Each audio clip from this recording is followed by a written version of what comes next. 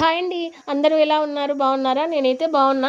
ఇదైతే మొన్నటి mini vlog. నేను మొన్న చపాతీ చేసిన అనమాట మార్నింగ్ టిఫిన్ కోసం.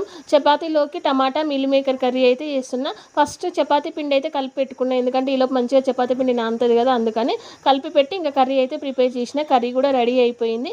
ఇప్పుడైతే నేను చపాతీలు చేస్తున్నా. ఇంకా ఫస్ట్ మా పిల్లలకైతే వేసిస్తాను అనమాట. ఇంకా హాలిడేస్ కదా, వాళ్ళైతే కొంచెం లేట్గానే లేస్తున్నారు. సో ఇంకా వాళ్ళకి చపాతీ చేసి పెట్టిస్తున్నాను. ఇంకా మధ్యాహ్నం లంచ్లోకి అయితే నేను పప్పుచారు చేసిన.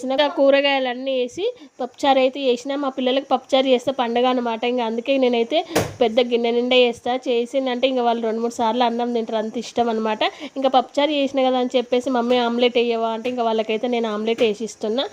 పప్పుచారు చేసిన రోజు మీ పిల్లలు కూడా ఇట్లనే చేస్తారు అనేది కామెంట్ చేయండి. మా పిల్లలు అయితే మంచిగా ఇష్టంగా తింటారు అనమాట. చూడండి, ఇంకా వాళ్ళకైతే ఆమ్లెట్ వేసిస్తున్న, ప్లేట్ పట్టుకొని రెడీగా ఉన్నారు. ఇంకా లంచ్ చేసిన తర్వాత మిగిలిన గిన్నెలు అన్ని తోమేసి నైట్ ఇంకా నేను ఇడ్లీ పిండి కూడా మిక్సీ పట్టి పెట్టిన. ఇది వీడియో నచ్చితే లైక్